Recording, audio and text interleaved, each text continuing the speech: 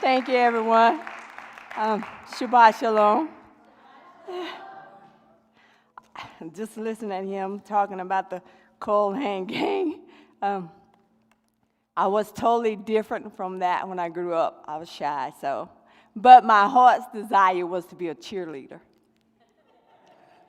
And I'm shy, okay? I don't want to get out in front of people, but I wanted to be a cheerleader. I tried for 2 years. I made it. I made the team. But I wanted to be a cheerleader so I can cheer people on and encourage people to keep going. Just because you fall one day, the next day is totally different. You get a new chance. So let's, keep going in the fight. I pray for all the nations, not just one. All of them are corrupt, but it's only because of the head. But we know our God is the head of all nations. And so that's what this teaching that when I started, I said, I want to see what this word country means. So I looked at it in the Greek and I looked at it in Hebrew just to kind of get an idea of what it meant to have a country and to be in a country.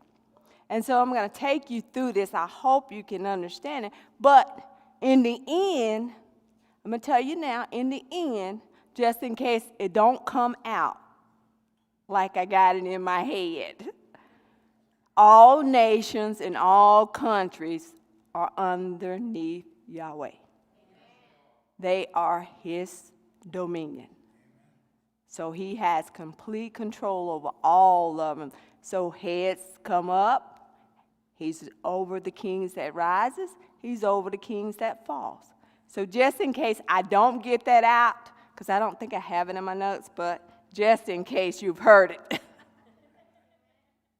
Okay, the title of my teaching is One Word at a Time series. So I'm going to start a little bit of series and try to just look at each word and see where they come from, what they mean, how it affects us, how it affects the world. So in Genesis 12:1, we read, Now Yahweh had said unto Abram, Get thee out of thy country and from thy kindreds and from thy father's house unto a land that I will show thee. The word country here is connected to Abraham. So the first time you see this word, it's going to involve Abraham and his life. Country is Strong's number 776. 776, okay. And it's Eretz. It means the land, the earth. It refers to the earth under God's dominion. And Yahweh gave Abraham his descendant the land of Canaan, the promised land. We all know who they are and who Abraham was. And Yahweh gave him that land, so he told him, get up out of your country. So that's, to me, that is like you're leaving your comfort zone. And nobody wants to leave their comfort zone. You're comfortable, you're relaxed, and why leave? I have everything I need here. But he says, okay, you need to get up and you need to leave your father's house. Nobody wants to leave their father or their mother. So Abraham was like, okay, this is Yahweh instructing his life, what he wanted him to do. And no doubt to me that Abraham must have been in his presence at some point in his life for him to communicate with him. And country in the Greek part, so I wanted to do Hebrew and Greek, is Strong's number 5561, Horah, and it means a country, a land, a region, a province. Wisdom, the wise men who, having discovered by the rising of the remarkable star that Messiah had been born, came to Jerusalem to worship him. Note, in both the New Testament and the Old, Yahweh is moving from one country to the next with no restrictions. Yahweh is speaking like a father who plans his children's life on a daily basis. Whether you accept those plans or not, it's up to you. So when I quit work, well, he told me to quit work. And he said, I will plan your life for you. So it's like, I don't know what that looks like. But I did it anyway. And so when people look at me like, what is she doing? I absolutely don't know. So don't get in your head that I know, because I don't. Because he's the one who plans my life. When I wake up in the morning, I just go by the basic stuff that I have to do, but he plans my life day by day. So don't look at me and say, I don't know what she's doing, because I don't know myself.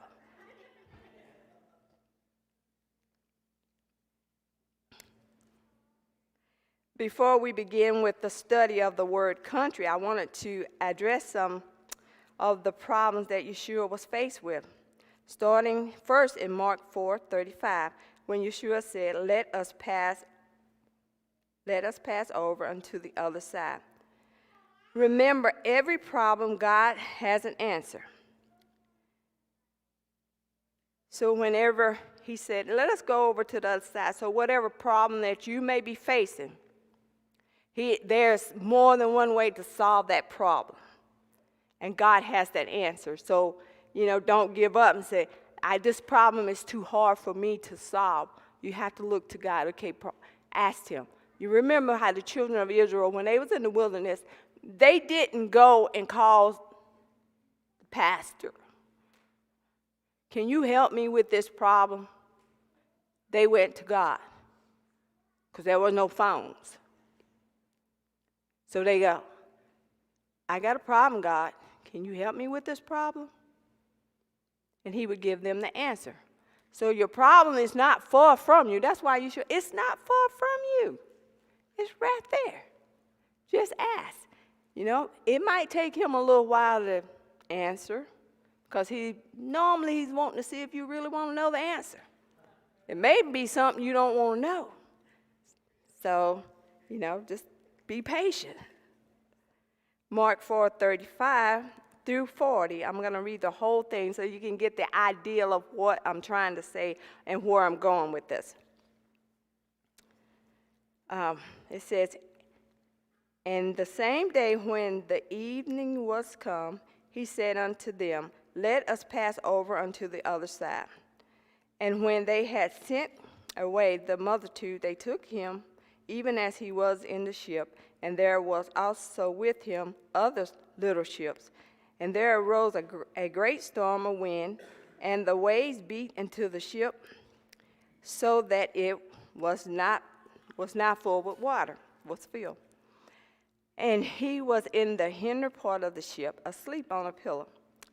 And they awake him and said unto him, Master, carest thou not that we perish? And he arose and rebuked the wind, and said unto the sea, Peace, be still. And the wind ceased, and there was great calm. And he said unto them, so I'm going to break this down a little bit. Why are you so afraid? Why are you so fearful? How is it that you have no faith? So I started looking at this, and I didn't look at this part. Let us pass over. My notes, I had them fixed. They was ready to go. And I'm sitting on the back porch, and I said, I'm just going to sit here and try to meditate and get what I'm trying to say. And I sit there, and I said, this makes no sense at all. And I had little time left, because I had worked hard on putting that together. And so when I go, and he says, I want you to look at this word here. Okay, because I had totally not did it. And it says, let us pass over. The word is di-ir-koma. And it means to go through, pass through, go, walk, pass through a place from Strong's 1223, dia. And it means through, to travel through. But it's from the word, from Strong's number 2064, ikomea, meaning to come from one place to another, and use both of persons arriving and of those returning. There are 3 Hebrew words that are listed here that connects to the word Passover. You have bo in the Hebrew, which means to come, to go, to bring. Then you have yalak, and then you have halak, to come, to walk, to go. Then you have this word atah, 857, to come, to arrive, but it's from oath, to consent, to agree. It is first seen as Genesis 34:15. But in this will we consent unto you, if you will be as we be, that every male of you be circumcised. Say, okay, why am I talking about circumcision? And he says, so to cross over takes you back into the Hebrew as being, it's like either, to cross over. It is used by Jacob's son to lure the children of Shechem to be circumcised. Yahweh is not going to lure anyone into being circumcised. That's just not him. He will set everything up for you to be circumcised, but he will not lure anyone into being circumcised. So that's problem number 1. The first one is just to be circumcised. They all consented to go to the other side. Joshua had to deal with this problem and circumcise the whole tribes of Israel. That was just not one person. That's a whole nation of people he had to circumcise. I'm pretty sure that took a lot of time.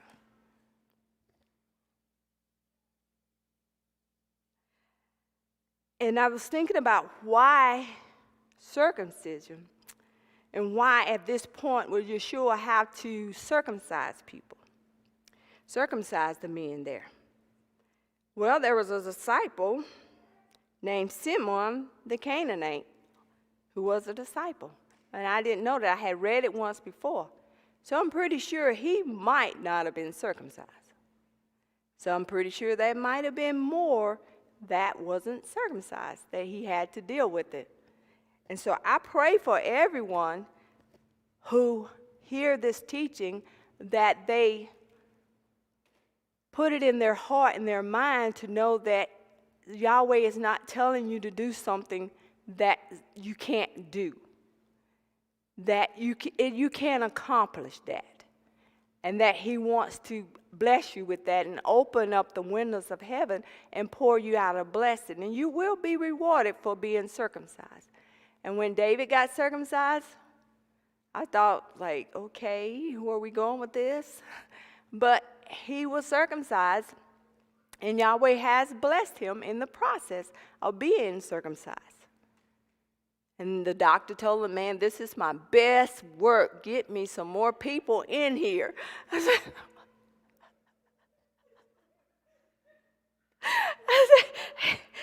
That doctor was proud of what he did. This is my best work.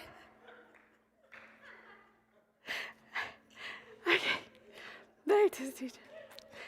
And there arose a great storm of wind. And the word great here is Strong's number 3173, and it's mega. Megas. And it means large, great in size, of a person, meaning fully grown. Hebrews 11:24 says, by faith, when he was come to years, refused to be called the son of Pharaoh's daughter. Years is mega, fully grown. So Moses grew up in the house of Pharaoh, and we all know this. But when he got of age, Yahweh called, that's the word again, he called him out from Pharaoh's house. He had grew up enough to do what the Father was telling him to do. He grew up. So being circumcised is a way of saying, I grew up. This great storm is fully grown now.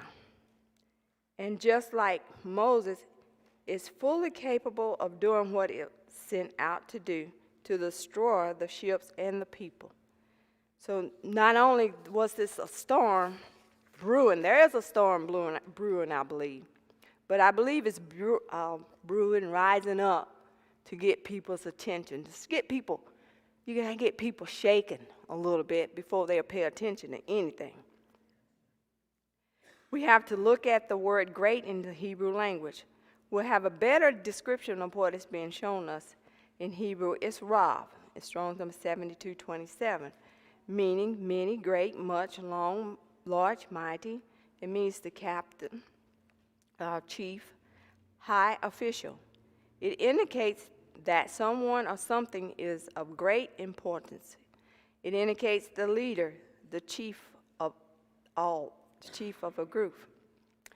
In Joshua 5:13, and it came to pass when Joshua was by Jericho, that he lifted up his eyes and looked, and behold, there stood a man over against him with his sword drawn in his hand.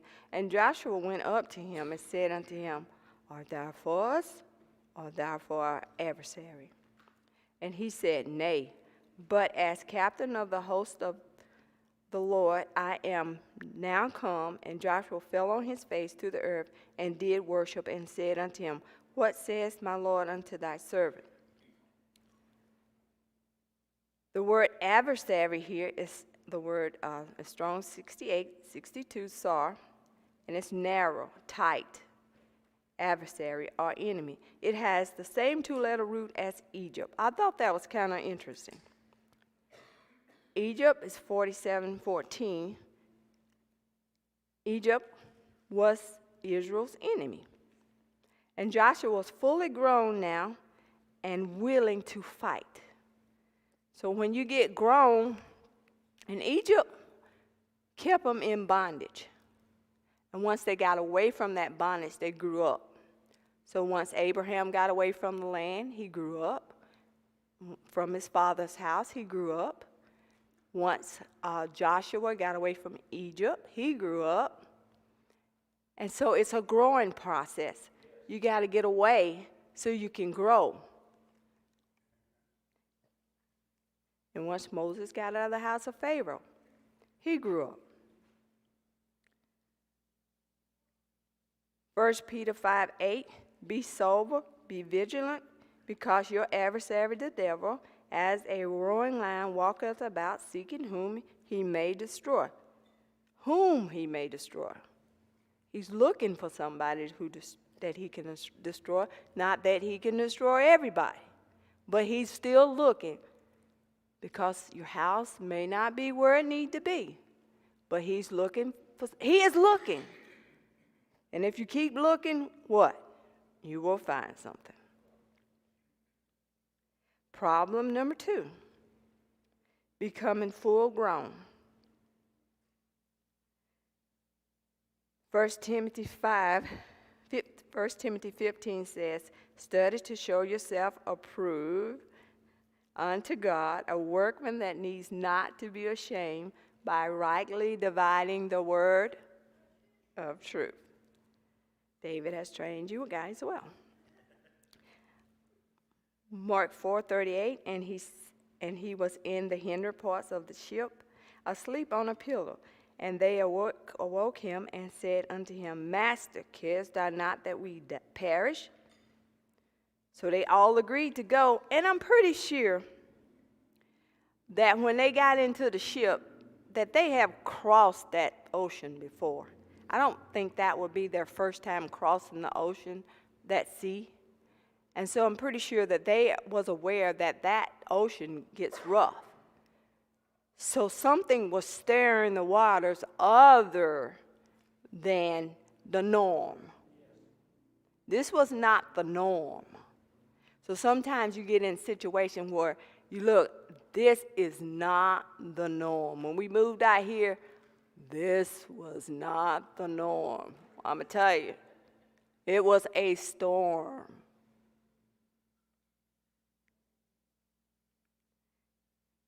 The word for master here, when they said master, cares thou that we perish.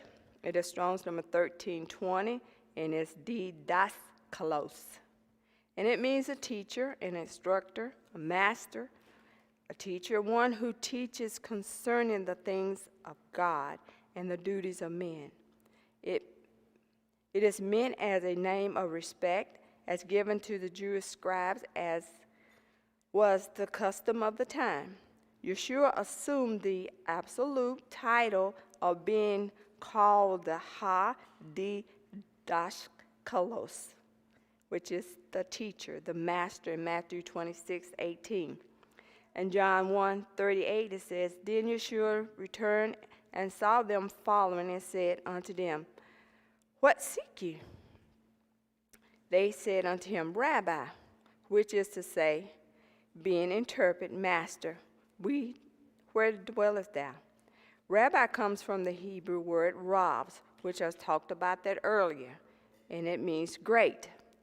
It means teacher or master here.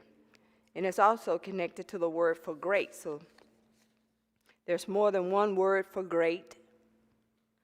And that is problem number 3, not being concerned with the things of God. So we can look at this world now and we can say, where is everybody's head at? Nobody is concerned with the works of God. And if they're concerned, it's only, he said in Spanish, poquito. It's only a little bit. And they're good. They're great when it's just a little bit, but not in Yahweh's house. Mark 4:40, it says, And he arose and rebuked the wind and said unto the sea, Peace, be still. And the wind ceased, and there was a great calm. The word for wind is Strong's 417, and is animos, and its agitation. It's a very strong wind. From Strong's 109, a ear, which means air, it signifies the ruler of the powers in the air, the devil, the prince of the demons. So that tells you who's stirring up this wind. So this wind was not just being a natural wind. This wind had the devil behind it. It was some force. And he was there to stop them from going to the other side. Why would you want to stop somebody from going to the other side unless you knew what was on the other side?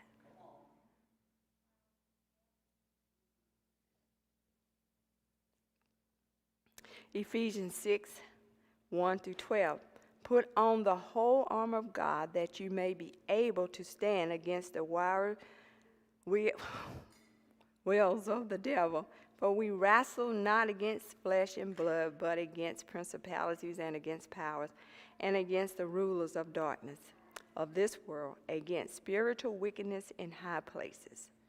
So that tells you there that they was involved in something bigger than what they had thought.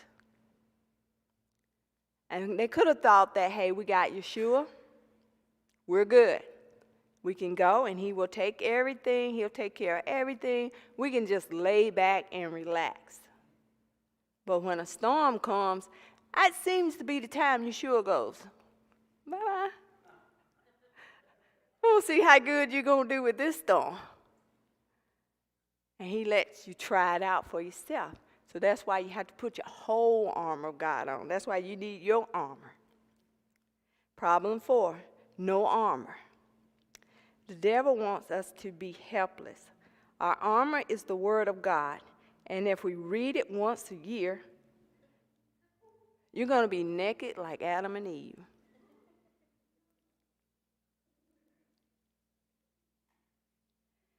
Peace is Strong's number 4623. C-O-Pa-O. And it means to be silent, hold one's peace, be calm. That's why we say every Shabbat, Shabbat Shalom. Be safe, are uninjured in mind or body. So when you say Shabbat Shalom, you're saying be at peace. Let your body be at peace. Let your mind be at peace. And be still, in Strong's number 5392, Ma'o, and it means to close the mouth with a muzzle. We sure want to use that a lot. To stop the mouth, to make it speechless, to put a lid on it.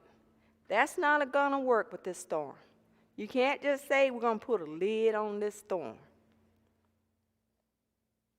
This storm is a storm for destruction. Fearful is Strong's number 1169, Delos. And it means timid, fearful, easily frightened or upset, lacking self-confidence, shy, showing fear, hesitant, nervous. And I know I grew up like that. Being timid affects our speech, our ability to communicate. It affects our hearing, our understanding. That's why we need to learn a second language. It gives us more confidence. The Hebrew language, the Torah, would be a good choice. That would be my first choice because it helps build your confidence. Every place I listen to, I look at videos and they said the best way to learn a language, it helps you to build because people know what you're trying to say. So it helps you to work on your communication skills. And it helps break you out of being timid. Because I know I had one book, and that was the Bible when I first got started. Now I got a whole shelf of books because it brought me out of that mode. Problem number 5, knowing when to speak and when to be silent. Yahshua asked the question, how is it that ye have no faith? No, you have nothing. No means you have nothing to work with. So he's saying you don't have no faith. I don't have nothing I can work with here, guys. Matthew 8:26 says, O ye of little faith. Now we're doing better. We trust in a little bit more here. A little bit of faith, you can build something on that. But you can't build nothing on no faith.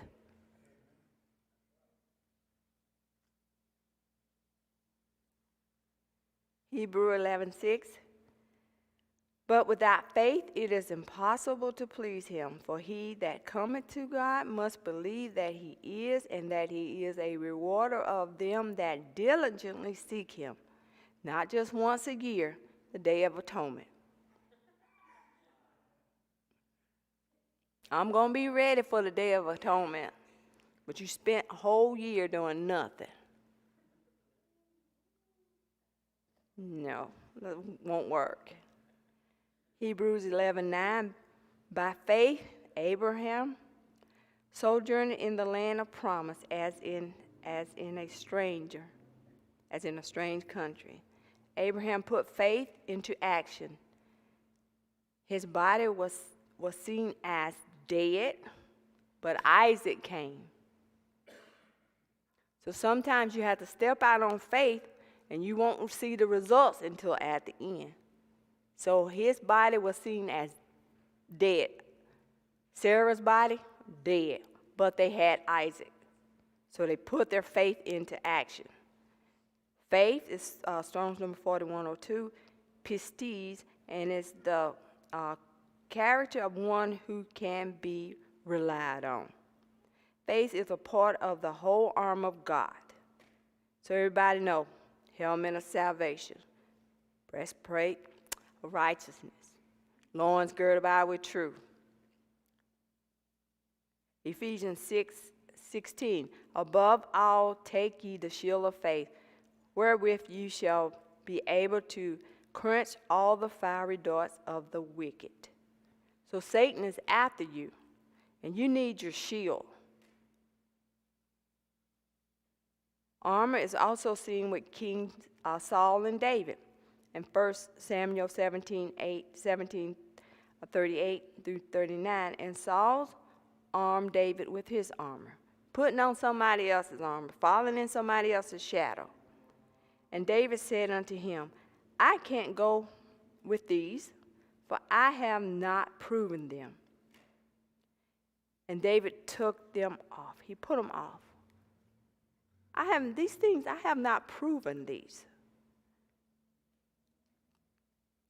The word for proven here is Strong's number 5254, nasa, and it means to test the faith and faithfulness of a person.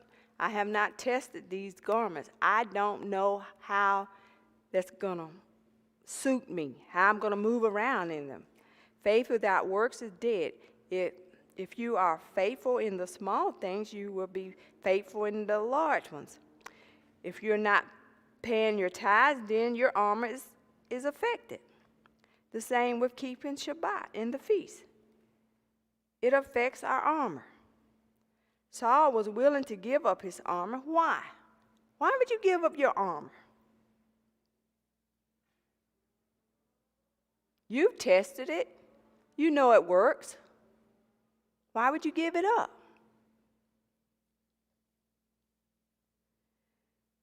So he wanted to give it up. So when David won the battle, he could say it was because of his armor. You didn't win that battle because of you. You won it because you had my stuff on. So that's why you don't put on somebody else's armor. Because they're going to take it. They're going to take what you just done and go out and tell people, I did that. It was me. They had my armor on.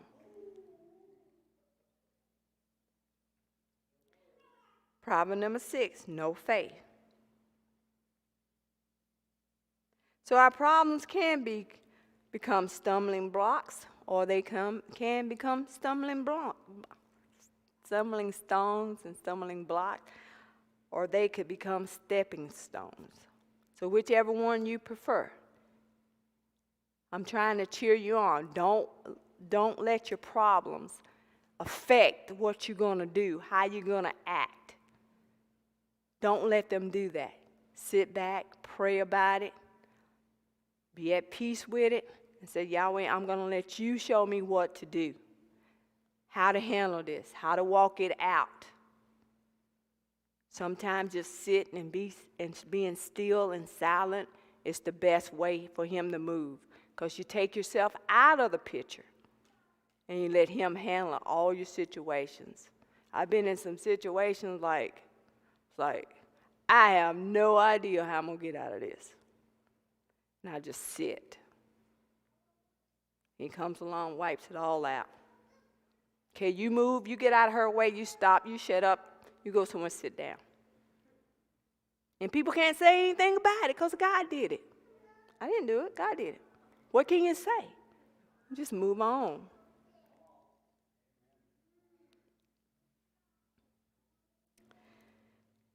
Okay, we begin here in Mark. Okay, that's all the problems. Okay, we begin here in Mark 5:1 with Yahshua and his disciples and all the little ships arriving on the country of the Gadareans. What a voyage to live to tell about.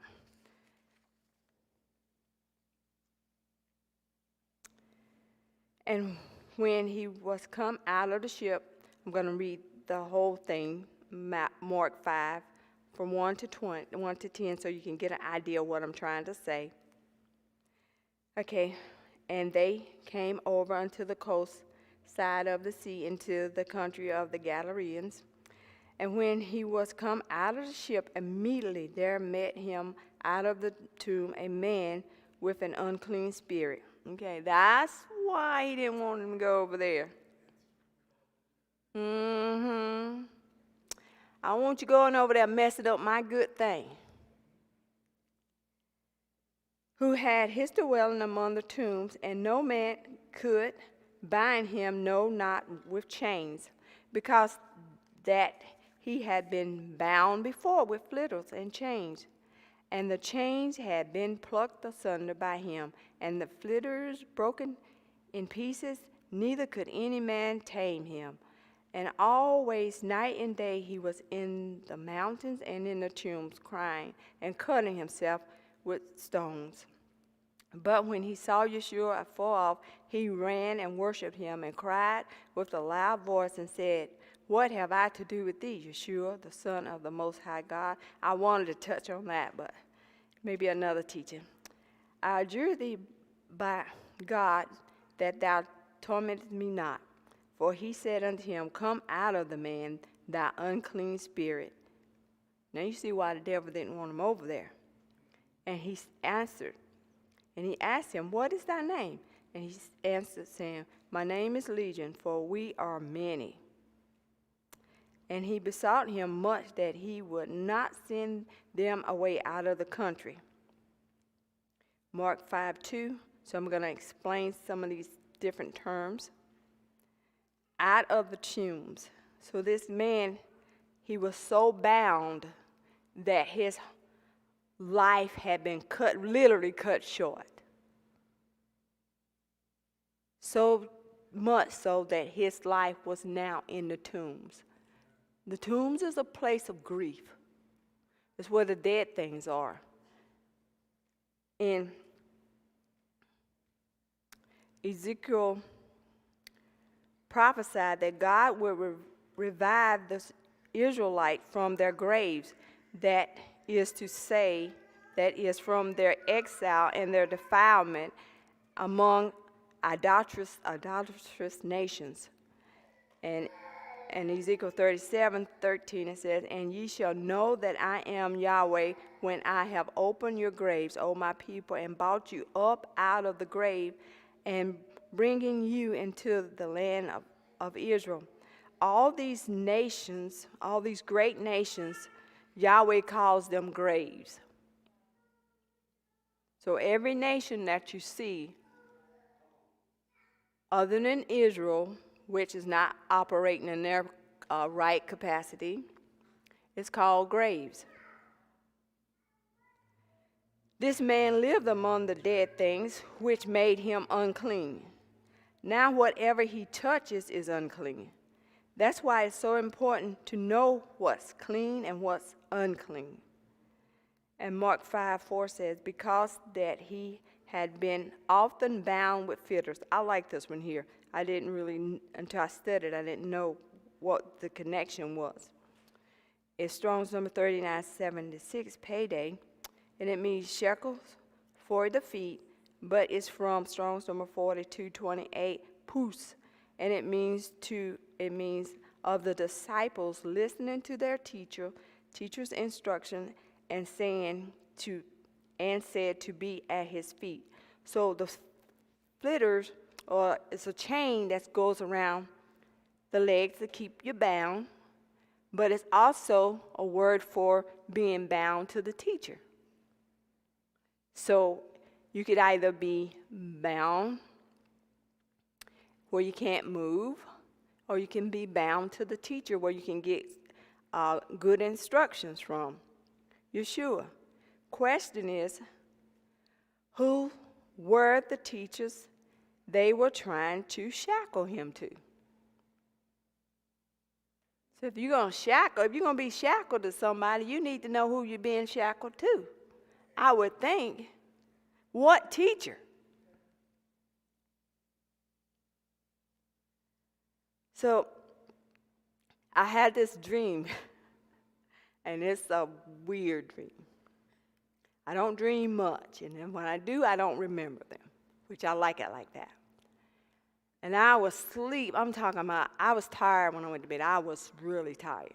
So I'm sleeping like this. I'm just I didn't even know I was asleep. And this little girl had dirty hands. I'm talking about, she had something on her hands. I'm not going to say what it was. But anyway, she had dirty hands. So I picked the little girl up, taking her to the sink to wash her hands. She takes off running. And I'm in the bed. I'm sound asleep. Our bed is about this high. And so she takes off running. I grab her like this. And she's running. And I'm at the sink in my dream. And I turn over like this. And I'm on the floor. I'm still asleep. I get out of the I'm asleep. I don't know how I got out of the bed, but her hands was filthy with something you don't need on your hands. And so I'm like this, and I come up like this. And David said, "Are you all right? I tried to catch you." And that woke me up. I hit the floor on my hands and knees. And in my dream, I didn't hit the floor because I'm still trying to catch and hold on to this little girl. It didn't hurt me when I landed on the floor. I landed like slow motion. Brittany heard it. She's like, "What in the world y'all doing up there?" And I didn't even hear me hit the floor. Only thing I did was hear David. I'm getting up. And I was like, wow, what just happened? I didn't get hurt. The morals of this story, somebody's hands dirty, you better let them go. Because they're going to drag you down with them. I said, oh, God. Oh, I'm still shocked by that. I was like, I did 180 degrees, bam, and I didn't get hurt. If somebody's hand's dirty and you know that they're dirty, you better let them go. You're in trouble. Mark 5:6. But when he saw Yahshua far off, he ran and worshipped him. And the worship is Strong's number 4352, post-kuneo, and it means to fall upon the knees and touch the ground with the forehead as an expression of reverence. It's from Strong's number 2965, kuon, and it means a dog, like a dog licking his master's hand. The word for dog in Hebrew is kilev. When I saw this, I got excited because I like to talk about the word dog, but it's not actually talking about the word dog. Dog has the word heart in it, so I'm talking about the heart, really. Okay. And it brought me to the rich man and Lazarus. Luke 16:19. There was a certain rich man which was clothed in purple and fine linen. And 16:20 says, and there was a certain beggar named Lazarus, which was laid at his gate full of sores. Okay, the rich man dies. And in hell he lifts up his eyes, being tormented, and sees Abraham afar off and Lazarus in his bosom. Purple and fine linen is connected to kings. It's the duty of the kings to write him a copy of the Torah law in a book. Why? So that he will not cause the people to return to Egypt. So he's trying to look the part of a king, but his heart was far from it.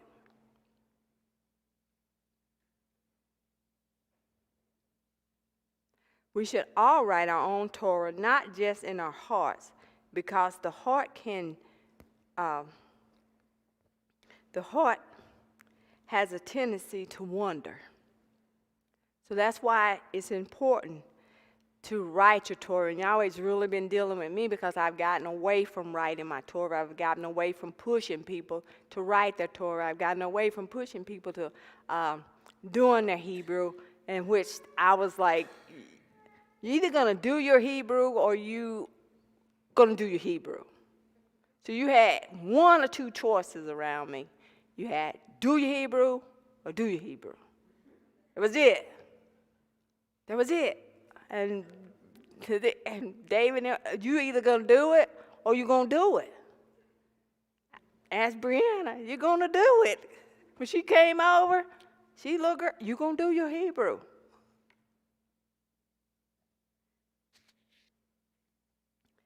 So he's really been pushing me. You got to get back on it. Lazarus is Strong's number 2976. Lazarus, whom God helps, is the name given to Ezra. And Ezra's name has two silent letters in it, the ayin and the aleph. What you have left is the zayin and the resh, which means zur, meaning a border around the ark of the covenant, the table of showbread, and the altar of incense, all called a crown. So the middle of his name means a crown. That's the borders around the incense and the borders around the ark of the covenant and the showbread. His name means help. He was a scribe and a priest, a teacher of the law of Moses. Ezra 7:10, for Ezra had prepared in his heart to seek the law of Yahweh and to do it. That's a problem. You have so many people seeking it not to do it. They just want you to know that they did it. They studied the Torah, but they ain't doing nothing with it. And to teach in Israel statutes and judgment. Ezra was the legs of the ark that housed the showbread, that filled the land with a sweet savor. Jeremiah 8:1, and all the people gathered themselves together as one man into the streets that was before the water gate. And they spake unto Ezra the scribe to bring the book of the law of Moses, which Yahweh had commanded Israel. Water is Strong's 43:25 mayim, and it means refreshment, running water, living water. There's not much said about the Watergate. I couldn't find anything, but after this teaching, I'm probably sure I'm going to find a lot. Some articles say it was the only gate that didn't need repairing. And Ezra read the book of the law from dawn to noon. Back to Lazarus. He was full of sores. In Hebrew, it is Strong's number 7822, shekin, and it means inflamed spots, leopard, the boils of Egypt, one of the plagues. The Hebrews teach that leprosy is a result of Lashon Hara, an evil tongue. The water gates was a gathering place for the people of Israel to become one, to hear the law and statutes of Yahweh from the crown one, Ezra, Yahshua's servant. Could this rich man's gate be the water gate? And the rich man had cut the people off from the living water, causing his gate to become leprous. Isaiah 12:3 is, therefore with joy shall ye draw waters out of the wells of salvation, which is Yahshua. Yahshua is the living water. So I started, I was like, wow, that really opened up my mind and my eyes to see that it's not about us. We're a part of it. We're that part that he has to use. But it's about things that cut you off from that living water. You know, it could be anything. At this point, it was this rich man who's cutting off the people from the water, from that living water, Yahshua. And so it's the devil who's cut the other man off from the living water. So Yahshua is saying, it's not about you. It's about them keeping you away from me. So things will keep you away from him. Whether it's people, whether it's things, whether it's your things you like to do, like if you're not keeping Shabbat, that's keeping you away from the living water. And I don't see how people think they're going to survive. They say, I am a Sabbath keeper, but you don't see them at Sabbath. They say they give, but you don't see them giving. So they're keeping themselves from the living water. And then when it comes time for the enemy to come like a storm, then they're going to call the pastor. How does that even add up? You off doing your own thing, what you want to do, but then when it comes time to pay the piper, you want to put on somebody else's garment. Give me your armor. Bring it here. I'm going to wear it.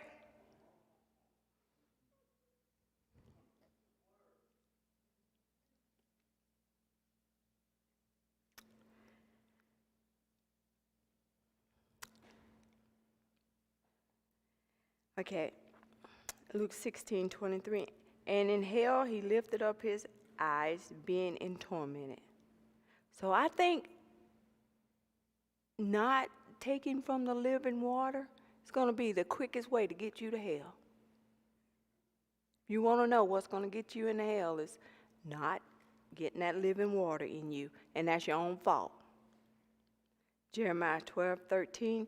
And they that departed from me shall be written in the earth, because they have forsaken the Lord, the fountain of living water. I couldn't pass this one up. Luke 16:21, the dogs came and licked his sores. The word, I tell you, the word dog is kiliv, and it's like the heart. In Proverbs 17:22, a merry heart does good like a medicine, but a broken spirit dries up the bones. Your bones is called trees. Remember the blind man when he said, I see men as trees? If you are planted, you are a tree, and you're planted in the earth, which we are planted in the earth, then you have the potential to reach your goal, your whatever it is, you will reach it, because trees will reach their capacity. But if you're put in a pot, and I'm going to talk about that in a minute, you'll never have your potentials would never be reached, because you get in a pot and your roots will just go around and around and around. I got a plant now, I'm watching it, and it's like, you've been in that pot for years, and you're about this high. So it can't reach its full potential because it's in a pot. So a merry heart does good like a medicine, but a broken spirit dries up the bones. Mary is Strong's number 8056, and it's Shemayak. We hear it all the time. Hag Sameach, a joyful, merry gladness. If you rearrange the letters of Sameach, you have Mashak, which means to anoint, pouring oil on the head of a priest and the people to anoint them. That's like, to anoint with gladness does the heart good like a medicine. So whenever, you're thinking, things are going rough, things are going bad, but a merry heart, you got to keep your heart up, you got to keep your spirits up. Things are happening, but you don't know what the problems that I'm having. But you got to go, okay, I need a merry heart in this situation. I need a glad heart in this situation. I need to be joyful in this situation. And that's going to change the situation. It's going to change my body. It's going to change my mindset, because I become glad. People are like, why are you so glad? Don't you know what's happening over there in Europe? No. Don't you know what's happening? No. I got to keep my spirits up. I got to keep in touch, because the world is going to do what the world is going to do. People is going to do what people's going to do.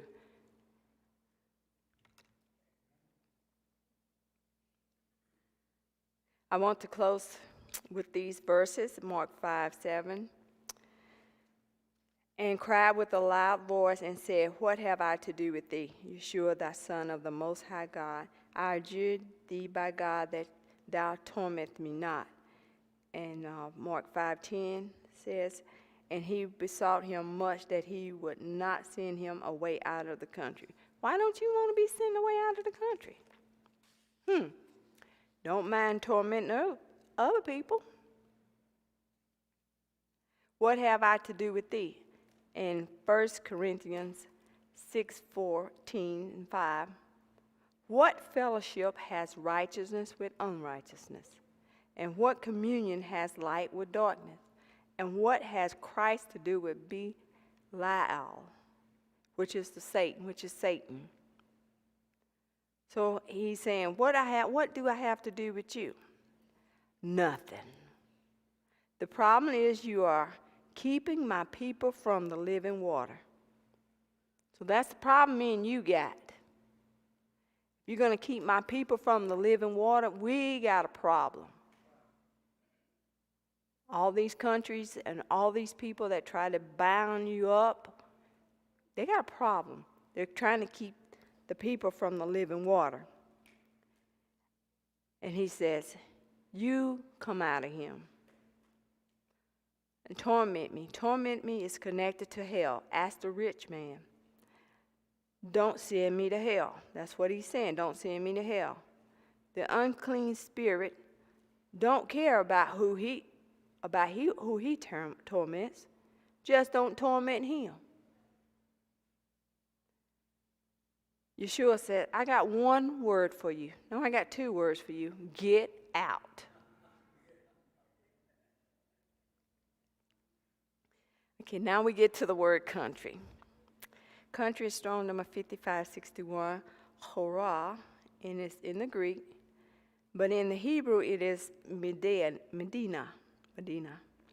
And it's 4082, and it means province or country, a land. The word Medina is first seen in 1 Kings 20:14. It's the war between Ben-Hadad, the king of Syria, and Ahab, king of Israel. Ben-Hadad means son of the false god Hadad. Ahab means father's brother. So right there you got a problem. He's already dealing with some false gods in the land. And this king wants to battle with Israel's king. And Israel's king said, okay, you can have everything. Just take it. Just don't fight me. 1 Kings 20:15, then Ahab, numbered the young men of the princes of the province. That's where the word country comes from. And they were 232. I thought this was amazing when I found out what that meant. And after them, he numbered all the people, even all the children of Israel, being 7,000. This is all the countries under King Ahab's rulership. The young men of the princes of the provinces, and they were 232. These are the ones God chose to go into battle. The number 232 is connected to the Hebrew word for firstborn, the blessing, and the birthright. You see why so many firstborns have so much trouble in the world? It's always the enemy after them, the firstborn. Why is that? Because they got the birthright, they got the inheritance, they get the blessing. That's why he's always after them. And guess what? Yahweh chose them to be the first one to go into battle. Why? Because they're the ones who should be able to be fully grown and take care of the country. There's a purpose for everything that he has got. They are the one responsible.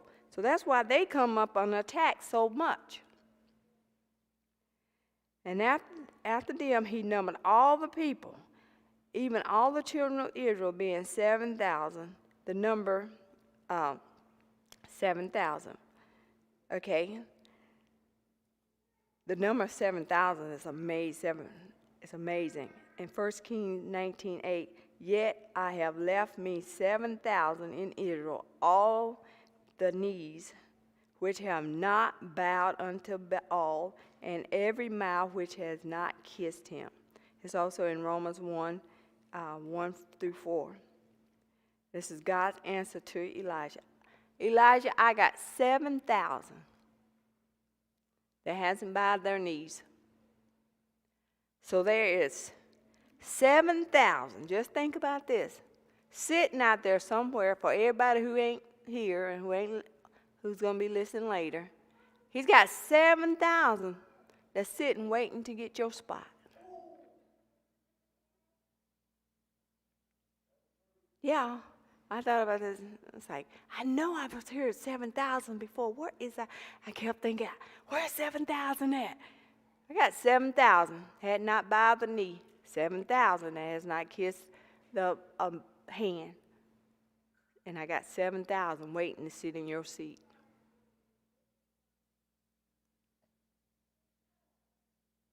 Medina is from Strong's number 1777. It's then. It means to judge, to act as judge, to minister judgment, to govern. It's from Strong's 113 Adon. It is used in the place of the divine name Yahweh, 3068. Adonai will judge all the false gods in all the countries that belong to him. And his firstborn sons who haven't bent their knee to Baal, he will reward them with the living water of Yahshua. What about this country? It's called the melting pot, where everyone is welcome to come in and be one. I think Yahweh has a problem with that. John 17:21, that they all may be one, as thy Father are in me and I in thee, that they also may be one in us, that the world may believe that the world may believe that thou hast sent me. The world is too busy acting like God, acting like the king. They don't believe that he's king. They don't believe that he's the one in charge. And he wants his people to be as one. Could this country also be like the rich man, keeping the people from the living water of salvation, Yahshua? A tree that's put in a pot for a long time, the roots go around and around, just like being in the wilderness, not entering in the promised land. Shabbat shalom.